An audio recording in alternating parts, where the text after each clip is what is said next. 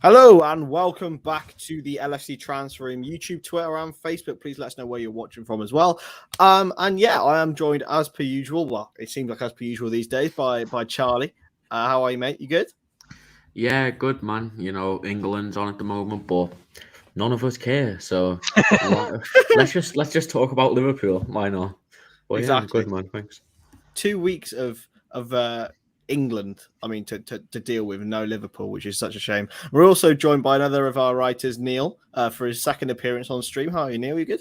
Yeah, I'm good. I'm good, thanks, Chris. How are you? I'm good. No one ever asked me how I am. Yeah, I know. So I thought I would. If you are watching on Twitter, I know that there's a lot of you watching on Twitter. Charlie's just replied with the YouTube link, so make sure to click that and you can interact, get all the comments in. That'd be amazing. So we can bring up your comments like this and block Neil's face. So that's going to be fun. But we're going to be talking about a couple of things today. We're going to start off. Well, we'll start off with what's going on at the moment with England. I mean, Harry Kane has got a hat trick for England. I mean, he does like to turn up there, but not particularly for Tottenham. And Jordan Henderson scored a goal. I mean, he scored a goal in the Euros as well. I mean, I think he'll be buzzing. Charlie, have you seen the goal? Nope. And apparently he got an assist too, but Got an assist as well. yeah. Oh, Hendo. Honestly, So a Scooby Doo. Yeah, I saw a clip of the goal and it looked like it was quite well made. I think he played a 1-2 with someone and finished. So he's in good goal scoring form, I think, for Hendo. He's a couple of belters. Henderson. He got the goals for Brighton, didn't he? And in the home game at AC Milan, and one tonight. So we've always complained our midfielders don't score enough goals. So hopefully this is the start of it happening. Yeah, if you can't see, Charlie's cats will be marauding in the back of his of his stream. He's got a couple of them there. And what are they called again? Dave and Gary. Yeah, right? So the ginger one, the dead annoying one's called Dave, and then the one who's just went in that little housey thing, the little circle, his name's Gary. There we go. I mean, that's fair enough. Some great names for cats. So what we're going to be talking about mostly today, as you see on the thumbnail, I thought we'd be all sorted with the Super League. One of our favorite ever streams, our longest ever streams, and our most viewed streams was about the Super League when that happened. And with the whole thing that happened with that, Liverpool fans got something. I think it was a fan on the board, the from the Spirit of Shankly, Neil, if I'm right. Yeah, so I think they've been in consultation. Spirit of Shankly have been in consultation with the club since the Super League debacle, and it looks like that they've drawn up a proposal that has a number of things in it that needs to be voted on. I think by about 30,000 of the Spirit of Shankly members, and within it, I think I'm sure we'll come on to talk about it. It gives the supporters the right to veto the Super League. I think there's something in there about playing home games away from Anfield. So in the past, there's been discussions about possibly playing Premier League games overseas. So I think with all these things, you probably need to see the detail to understand it, because I think it's come out in the press today. The fans are going to get their say, but I think we need to understand a bit more detail before sort of being able to really judge what it actually means and who the supporters will be going forward that get to vote on these big issues. Because I think it's the Spirit of Shankly members that will vote on the agreement that's been drawn up, but who gets to vote on matters going forward, I think is something else that would be good to know. Absolutely. If you are watching on Twitter, by the way, make sure to come over onto YouTube so you can get your comments in. What are your thoughts on the European Super League? Should it have gone ahead? Well, if you do think that, then you're crazy. And I don't know what you're thinking. But yeah, the saviors of football are still not doing their job perfectly. But this is what we read from the tweet. Liverpool supporters have insisted on a clause in a draft contract with the club on fan engagement, which effectively gives them a veto on any future involvement in a European Super League. It is a comprehensive agreement, can't even read, which includes another clause stating the club must consult with fans if Liverpool to play Premier League fixtures away from Anfield. Document will be voted on with 35,000 supporters, so you pretty much nailed on, got it all, Neil, without having to read out the tweet. But yeah, it's a real interesting one, Charlie. What are your thoughts on the fans having potentially a veto on what could be a damaging thing for football in the European Super League? Yeah, I mean, when the Super League stuff came out, obviously there was a lot of basically Chelsea. I remember Chelsea give somebody a seat at the board, but they had no voting rights. Liverpool fans, like with Spirit of Shankly, basically said that isn't happening with us. You're going to give us a seat at the board, and we're going to be able to vote on stuff. And obviously, if there is any dodgy plans, then unearth them. I'm still skeptical that FSG and the board will do that. I do think they might end up falling into the pressure, because it seems like it is something that the Spirit of Shankly are really going to try and push through. Hopefully they do. My only issue is who sits on the board, who's the person who represents it, because realistically we're going to need somebody who can't be bought off, because at the end of the day, that's what they're going to try and do. If they want something, they can just say, all right there, mate, there's 250 grand to let this happen, just be quiet. I think what you really should do is that I think Spirit of Shankly should be the board member. I think they should have the proposal, and then every time a proposal is done, the Spirit of Shankly put it up for their voters. Obviously, Spirit of Shankly is free to join. Anyone can join it. They put it up and people vote for it. I think that would be the only fair way to do it. So there's not one person spearheading it. Will that happen? Probably not, because, then nothing's kept secret by the board. Everything's out in the air, which I'd like, because I do want a fan ownership. I do want fans to be in the loop. Obviously, Premier League, we're never going to be able to own a club like, Spanish clubs or Bundesliga clubs, but anything that stops the Super League, I was convinced it was going to happen, and I still think they're going to try and push it through, because at the end of the day, UEFA are basically doing what they're doing. They just got mad that somebody else thought of it first. So yeah, I mean, look, sorry, go on, Neil. No, I was going to say, I think the Super League, the original format, was kind of torn up and thrown away into the bin and disregarded by most people. I think Real Madrid, Juventus, and Barcelona still seem to have. They seem to be the three clubs that haven't withdrawn from the original proposal.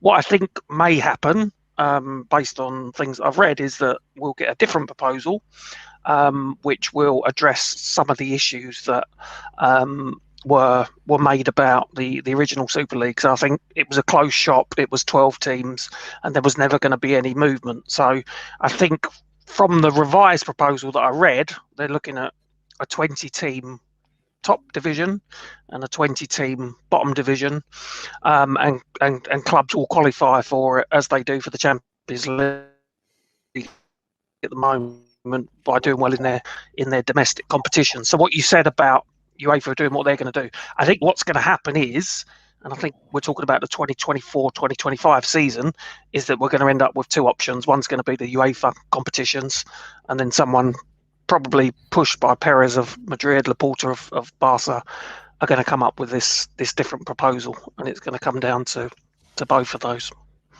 I don't know what about you boys, but I'm talking about this from a pure football fan point of view. I find knockout football far more exciting than league football, and purely from an excitement point of view, surely those trying to oppose UEFA would offer a more exciting competition than a league.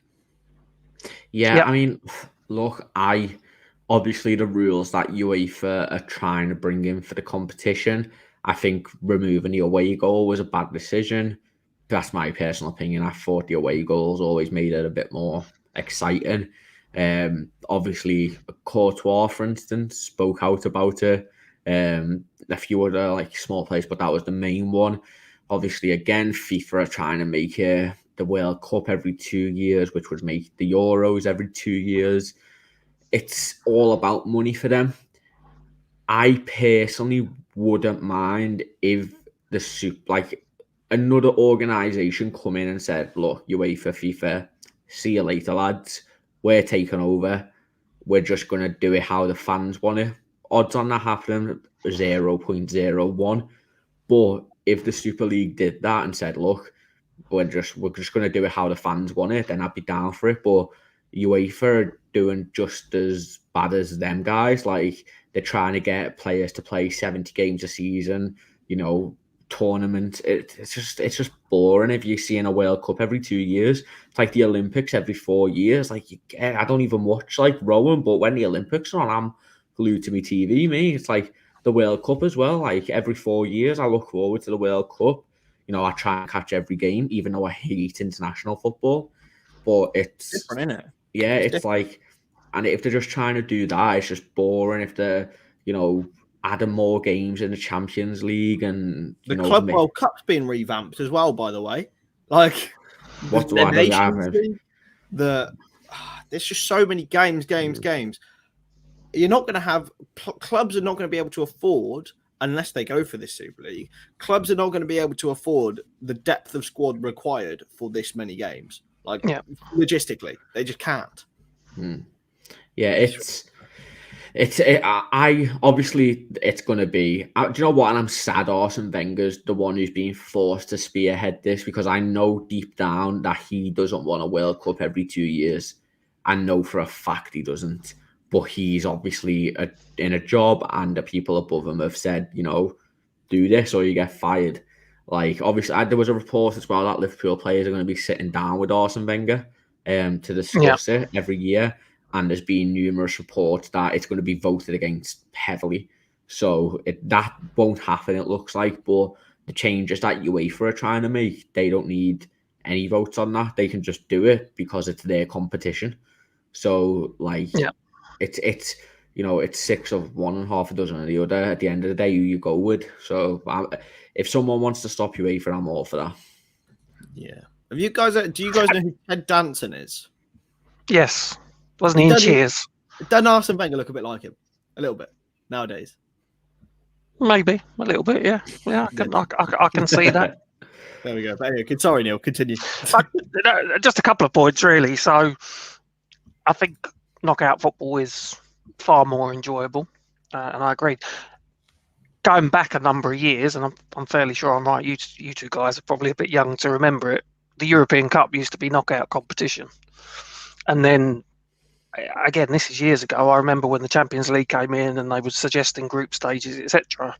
Everyone was like, "Well, don't fancy that at all," but it happened, and obviously, money is the major driver behind it. So that would be my worry, that money is driving all these things, and player welfare is not really being looked at as you guys kind of admitted. I think Virgil was the person that's spoken out against the biennial World Cup situation and said they're going to be meeting with Wenger, but I didn't realise that was proposing a World Cup every 2 years and a Euros every 2 years. So basically, you'd end up with I don't think it's proposing the Euros every year, but it's going to happen if the World Cup's every 2 years. Yeah, I think what reports have been saying. Yeah, so every summer you'd end up with a major tournament, and what does that do to the player? In terms of welfare, what does that do to the players? And as Chris wisely pointed out, what does it mean in terms of squad depth? And with our injury issues, we're going to need a 45-player squad. Yeah, exactly. I mean, that's a good point. Obviously, if they're playing, because at the end of the day, a lot of players now only really get 2 full breaks every 4 years. 6 weeks rest, maybe 8 if we're lucky. I think we had 7 this year, didn't we? So, you've got players who some are playing all season, then they're going to the World Cup or the Euros, and then they're playing, every game for their country. They have a week or 2 holiday while they're still training Like, they still have to keep up that fitness and then go back to full training. So, look, and I know there'll be people who are like, oh, they're paid hundreds of millions, you know. Not about that, though, is it? Yeah, I know. It's exactly. It's about, like, it's not enjoyable as a fan then when you're watching half your team get injured, because especially, I think Liverpool fans hate it the most because we're not really, you know, England is like a major second priority, where a lot of clubs are like, you know, a lot of people are like, oh, England all the way, like blah blah blah. But with the Liverpool fans, it's just frustrating just seeing players get injured on international duty. And I know that the players love playing for the international teams, but we're paying the wages. Like this, it's just annoying. I hope they don't do it, because it'll ruin football if they do that. Also, the quantity of the product surely decreases the quality. And it's just a simple mechanism. The more football you have, the lesser quality you'll have. You won't get any Barcelona 4-0s. You won't get, you know, the Istanbul's games, these 4-3, 3-alls, you know, the good quality of football. Even game. I mean, I always point back to this game as probably being the highest quality game ever, is when we lost 2-1 to Man City in 2019. I look back at that game and I think that is two juggernauts at their best, and they're playing, you know, the best football they've played, and that won't happen if you have 75 games a season. I don't know what your boys' thoughts on that are, but it's just the quality. Absolutely. You're not going to get the same quality. Players are going to get tired, and that will restrict what they can do on the pitch. So, and not only that, as a supporter, as a fan, you're playing every 2 or 3 days. It can get a little bit monotonous. You know, not necessarily for us, but for other clubs, if you're not doing well and you're playing games every 2 days, the appetite to watch those games, it will kind of wear off, especially if you're doing poorly. So, absolutely, the quality of the product will decline. I think we're at our limits at the moment, and next season we've got a World Cup. There's a month's worth of World Cup games to be crammed in as well. I just think we just have to be careful, and bringing in a 20-team Super League it just seems over the top. Yeah, go on, Charlie. Sorry. Oh, no, go on, finish it. No, I was going to say I think a lot of it's negotiating tactics against UEFA to see what the clubs can get more from them. But I think another point is as well. I mean, look, we're going to have a Winter World Cup next year, which over like half the stadiums haven't even been built yet. You know, there's human rights issues. Thousands of people are dying. Like, are we as football fans really going to be kidded that they care that this is for the fans? You know, the World Cup's every 2 years, so all the fans can enjoy it. Like, you know, you're lining your pockets. Your old president's just being charged with like fraud. Like, when he was everyone knew that what he was doing, and he was still doing it. And the people who are there now are probably still doing it as well, because Saudi Arabia, or the richest countries in the world. And if they can do that every 2 years, then they're going to be doubling the money, aren't they? So it's all about money at the end of the day. And all of them at the top are just in it for the money, and they're all colluding with everyone. Yeah, it's just sad, isn't it?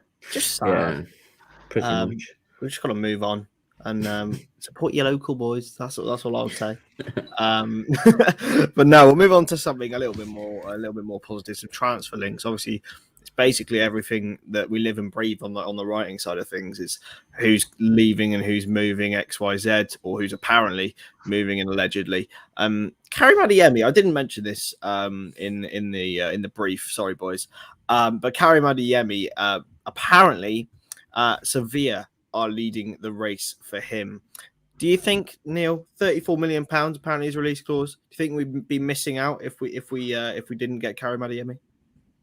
I think he's got a lot of attributes that would fit in well at Liverpool, and I think it is an amazing amount of money, but compared to some of the other players on the market, it's relatively cheap. He's young, he's got potential. he can finish. He's a real good goal scorer. So I think he's going to end up in the Bundesliga. That seems to be. I know the severe links have come out today, but I still see him taking that path that a lot of the players from Salzburg do into the Bundesliga. So yes, I think he'd be an asset for Liverpool. Do I think we'll get him? No. Charlie? Yeah, I mean, I think if you put an extra 20 million on that, then you're getting a lot more quality. We need a proven goal scorer. We don't need somebody who we have to wait on at the end of the day. Like, is it Adeyemi great in the Austrian Bundesliga? Of course. Was Minamino great in the Austrian Bundesliga? Of course. Like, I was going to get to that, Neil, where Haaland was exceptional in the Saka as well. Yeah. Like, they were all very, very, very good in the Austrian Bundesliga. Adeyemi is very good. He's good. He's not Haaland level. Like, when we watched Haaland at Anfield, everybody was like, this guy means business. Like, everyone wants, even though, like, if Minamino or that Hwang had a better game on the day, everyone was looking at Haaland like, this guy's going to be a superstar.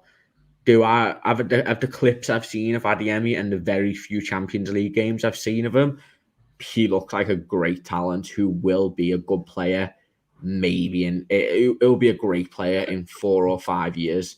Do we have the time to develop him at the moment? Probably not, with the likes of Jurgen Klopp moving on in 2.5 years. Hopefully he stays longer.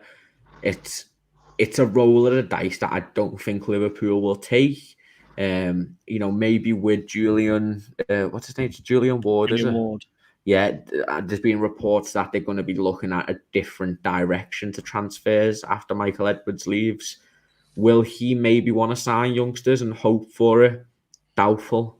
The links to Vlahovic are still very strong. There's even been like more reliable sources coming out saying that we have been scouting him. I think he's more likely, but as Neil said, I think Adeyemi is destined for the Bundesliga. I think that's his next stepping stone. I always like to bring him up. Go on, Neil. Go on. No, sorry, I was thinking about this earlier. So, Charlie, you mentioned that if we had 20, 30 million on, we're going to, we'd be looking at a better quality player. And I don't disagree with you. So let's look at, we're spending 55 million, 60 million on a forward player, either a wide player or someone that plays through the middle. Who drops out? Because are we really going to spend 55, 60 million on a player that isn't a starter for us? So who drops out? And we've got 4 players effectively in my mind that play in those forward positions. Which one of those? All right, Jota is in and out. Let's consider our front three as Firmino, Mane, and Salah, and that's not to disrespect Jota, because I think he's a very, very good cover for all of those players. Which one of those 3 will drop out? Because I don't think we'll pay that money for someone that's going to be a squad player. I hope I'm wrong, but as much as I love him, I think his time is coming to an end. Even though he has had a bit of a last gasp, before he's on his, when you're on your deathbed and you're like, oh, I'm sick, I'm fine, and then you die again. Roberto Firmino, like, I'm sorry, like, thanks for everything, and you're gonna be a great backup player. Origi, not good enough. Minamino, still out on him, but Firmino sitting on the bench for 2 seasons while we've got Erling Haaland or Vlahovic up front bagging 30 goals a season with, Jota on the left, Salah on the right getting 20 goals each, Firmino chipping in with a little, like, 7 to 10 here and there. It's 100 goals, mate, between them. Like, as much as I love Firmino, if we bring in a striker who can bag 30 goals a season, at least with the likes of Salah also getting like 25 plus, it's a no-brainer, even though I think Firmino's great and he's having a little bit of a revitalization. I don't know. Look at Man City. They've probably got, players that they can rotate in and out. They don't usually play a striker anymore because this is Pep Guardiola's new sort of plaything to keep himself interested in football. They've got Grealish, Sterling, who doesn't actually get in, Foden, Mahrez, Jesus. That's 5 top quality forwards. I think we have to have one more. I don't know whether it'll be a 55 to 60, but it'll probably be a 40. I'm fully, and I bring him up every time, I'm Jared Bowen in all the way. I can see Jared Bowen happening, and I think we'll more or less. I think we're more likely to sign a winger, if I'm being honest. And I'm 100% convinced it's between Jared Bowen and Harvey Barnes and Rafinha. I think it's between them 3. Whatever one Liverpool can get the cheapest. I still think Rafinha's number 1, Bowen number 2, and Barnes number 3. I think, but the only issue. Leeds could go down the way that they've been. I don't think they will. And even if they do go down, Rafinha is the only person who has been performing for them. He's been smashing it. I think he's number 1. And I think if Liverpool can get him for under 50 million, I think they'll try in January too, honestly. But I think if they can get him for under 50 million next summer, they'll sign him. If not, I think they'll go to Bowen and get Bowen, because I think West Ham will take 40 million for him. Where would Rafinha play? This was another argument I had with myself earlier. Because again, he's another one, isn't he? Left-footed that cuts in from the right, which is he can play left wing as well, which is, and he can probably play up front, if we're being honest with ourselves too. What you would do is put Mo up top and put him on the right. Exactly, yeah. Or again, if we're all in agreement that Firmino's getting dropped to the bench for this, phased out would be my okay. Phased out, yeah, not dropped. That's a bit harsh. If we're agreeing that, Sadio Mane is also, we thought it was a dip in form. It's sort of carried over to this season as well.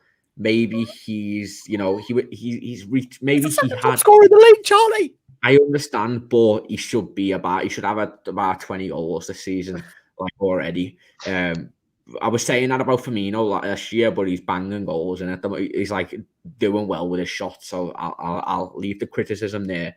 But if Mane is again another one going to be phased out, then that's the front 3, and we've got backups of Sadio Mane and Roberto Firmino, with a front 3 of Jota, Rafinha, and Salah. Which I'd take. I think Bobby would stay as a backup. Bobby is 100% staying. Maybe not Mane. I think he needs to be a bit less shit to accept that role. I still think he's a very good player. But yeah, I think Rafinha is the number 1 though. I reckon we'll try and sign him. Yeah, Brad says this and he's blocking Neil off. You can get all your comments in. If you are over on Twitter, the YouTube link is underneath. So click on that and you can come over and comment like Brad did. And you can stop Neil from being on the stream, which is what everyone doesn't want. It's not a bad thing, don't worry. But yeah, Jared Bowen really impressed me when we played West Ham. I've watched pretty much every West Ham game this season, I'm going to profess, because I want to add layers to my argument that Jared Bowen is, insane. And he is. I've been playing the flute for that long, and I will continue doing so. Any other transfer links that we want to bring up, Charlie? Luis Diaz. Honestly, I don't know much about the guy apart from he looked okay when he played against us. So yeah, that's he's an interesting player. He's a good player. I think he did really well for Colombia in the Copa America. I think only Messi got more goals than he did. And again, I'm the same. I haven't seen a lot of him because I don't watch much Portugal football from Portugal. But when I saw the clips before the game that we won, was it 5-1? Was it 5-1? He looked very, very tasty indeed. But there's a release clause, which I think is 80 million euros, which doesn't feel like a Liverpool signing to me. For 80 million, you get yourself a Harvey Barnes and a Jarrett Bowen. Yeah, I'd take that. Or you get yourself, half a Bowen and a Rafinha. Half a Bowen. Yeah. It doesn't feel like a Liverpool signing to me. He looks great. Don't get me wrong, but I don't think we wouldn't sign a player that's not proven in a top league. I just can't see it. If you look at every one of our last signings, bar Minamino, they've all been proven. Which failed, let's be honest. No, it didn't though, did it? It's £7 million. It's okay. For the Carabao Cup killer, I guess it's okay. Thanks for the 500 grand if we win it. But realistically, Minamino, we will get more money from Minamino than we bought him for. Oh yeah, 100%. And I think that's a good. I've always said that. I've always said the only reason Minamino's good is because we will get that 8 million back on him. He's never really had a good run, has he? I remember last season we won that game at Crystal Palace 7-0, and he was surprised that it was in the starting lineup. Scored, played well, and then didn't feature for games after. I think it's difficult. So, look, Klopp knows what he's doing. He sees these players in training every day. There's obviously he doesn't have the trust in him that he does have in some other players.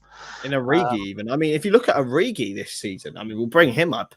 A goal involvement every 39 minutes, I believe, is the which is crazy numbers. Is this Divock Origi remontada, Neil? Is it the comeback season we've all been waiting for? I hope so, because he's got everything. Yeah. And I think if he could just put it all together, there's a serious player in there. So, he's had great moments at Liverpool. Moments that go down in the club's history, but since 2019, the Champions League, not done an awful lot. But every time, as you say, he's played this season, there's a goal involvement. AC Milan, he sets up Salah's goal. Carabao Cup, he's got a goal at Norwich, he's got a goal at Preston, and then he got one at West Ham. So he looks sharp, he looks in form. It was a brilliant finish at West Ham. I wouldn't be surprised to see Klopp throw him in. There's a busy period coming up after the international break, so I think he'll get some game time in January, especially. I think he will do with the AFCON. I think crowds bring the best out of him, weirdly, because I think he's quite sort of dopey. I don't want to say that in a bad way, but if you think about, I think it was a video. I think it was Robbo and Trent doing the wingmen video. It was like, who's most likely to be late to training or forget something, and they both said Divock Origi straight away. Yeah, but I don't know whether the crowd just wakes him up. Yeah, I don't know. I think he is. I think you're right. I think he is very laid back, and I think I've seen an interview with Bobby where they said who's the laziest player, and he instantly just answered that Div. So that's my issue with Origi. He just doesn't care. He sat on the bench for 2 years and just doesn't care. I think if you give him he's not good enough for Liverpool, in my opinion. I think if you give him to Newcastle or a team who, even Leeds would be a great signing. I think he'd be sick at Leeds. He would easily score 20 goals a season. Patrick Bamford scored 17 goals last season. He's terrible at football. I think as well, you'll get clubs bidding for him in January, because Klopp spoke about it, didn't he? He said he was surprised and offered him coming, which means that they're going to sell him at some point. It will happen, as much as, Divock Origi, Lord and Saviour, blah, blah, blah. He's had his time. Thanks for the memories. Give us our 20 million. See you later. But they need to sell him in January if that's the case, because his contract's up at the end of this season, I think. So unless they're going to extend it, we're going to lose him. I don't think they're going to sell him in January, because I don't think they can, because of the African Cup of Nations. So I've got a horrible feeling that he'll walk away for nothing at the end of the season. No, he signed a contract extension at it's definitely not up at the end of this season. It might be at the end of next season. Oh, I thought it was this season. Yeah, he signed an extension straight after the Champions League. League, yeah. I thought it was up this season. Maybe I'm not. Let's go to the Google Oracle. When is Divock Origi's contract up? It's until 2024. So, not even next year, the year after. Yeah. I don't know. I'm getting confused with them. 5-year contract in 2019. Oh Yeah. no. But we'll definitely, if he keeps up this form of coming on and scoring against Preston, I'm more than happy for him to stay. I'm not, but we're fine. We agree to disagree.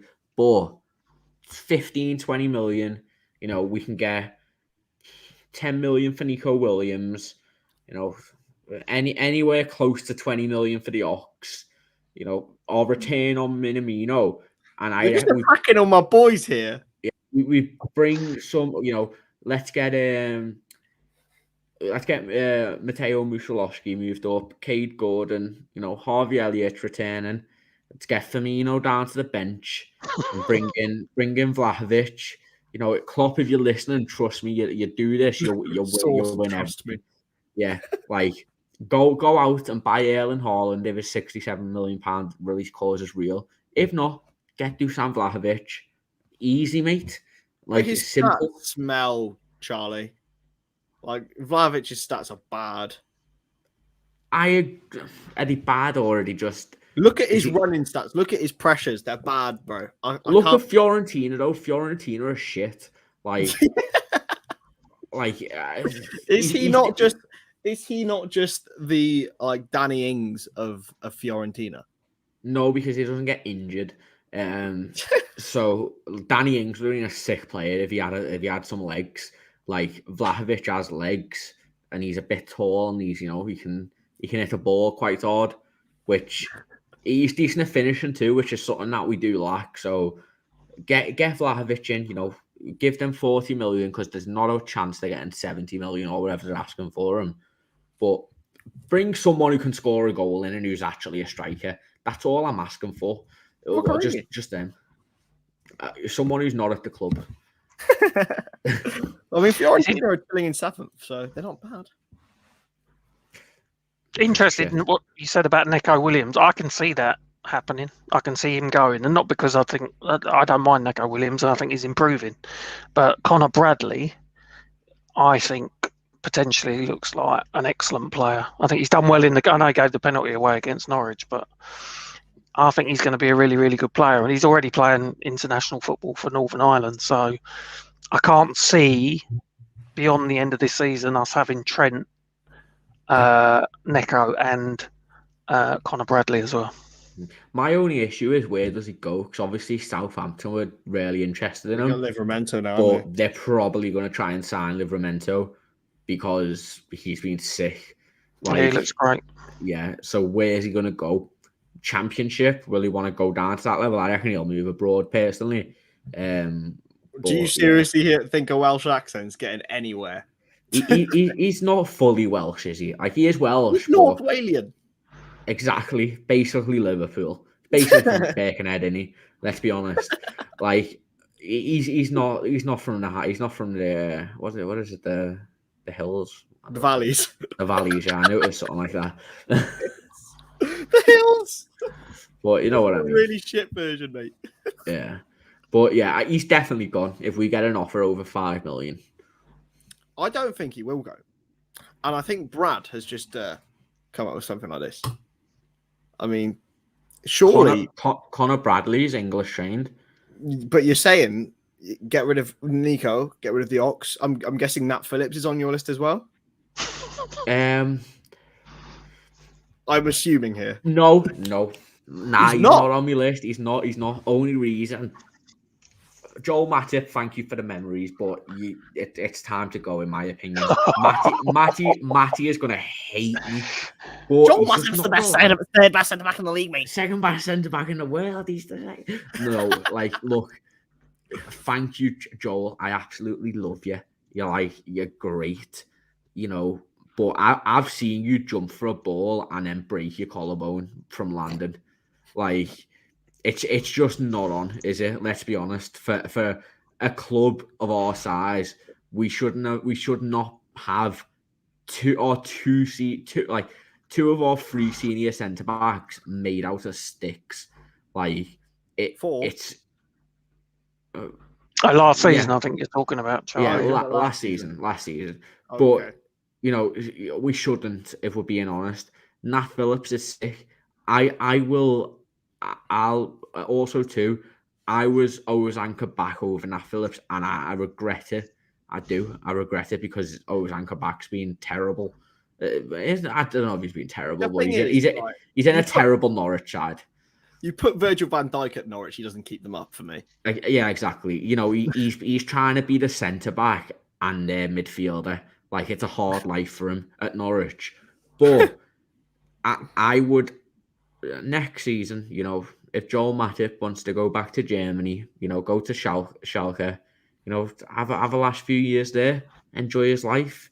Nat Phillips, 4th choice centre back, because we know Gomez is going to get injured at some point, so he's basically the 3rd choice centre back. So there's an English talent. There's an English spot for you. Enjoy his last few years. He's 30. Exactly, and he's realistically last until 33. Here, bro. You know, he's last until 30. I don't play FIFA. Don't play FIFA. He's last until 33. Let's be honest. Any of us seeing Joel Matip go past the age of 33? Not at Liverpool. Exactly. Me point. That's my point. So yeah, and then we've got Connor Bradley. Oh, who else? Tyler Morton. He looks good. He's Billy coming up. I don't think he's not old enough. I don't think is he. He's 18, bro. He's class though. Yeah, but I don't think he's classed as homegrown. I reckon he would be just about.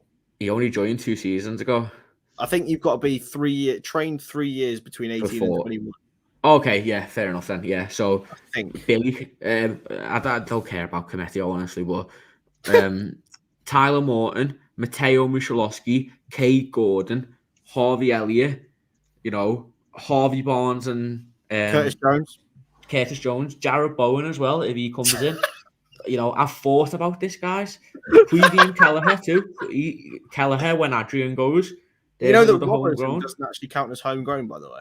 Yeah, I know, because he played in Scotland. How ridiculous is that, by the way? Yeah, I know. But anyway, that's my point. That I made a sick point, and we should all agree with me. I don't think. I think I can see Neil's just like. I don't agree about getting rid of Matip now. One thing I do. Not now at the end of the season. Okay. One thing I do agree about is Mane's form. I've not been. Yes, Chris, he's got goals, but he is not the same player that he was 2-3 seasons ago.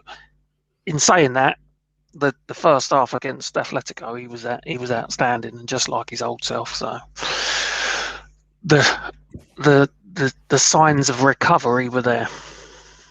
Yeah, I still think he's got plenty to offer. I mean, I don't know. I think he's looked better through the middle this year, Mane. When Jota's been around, I don't think Mane's actually played his best football with Firmino. I think he's played his best football with Jota. I don't know whether Mane's settling into a more central role because he's becoming more of a poacher.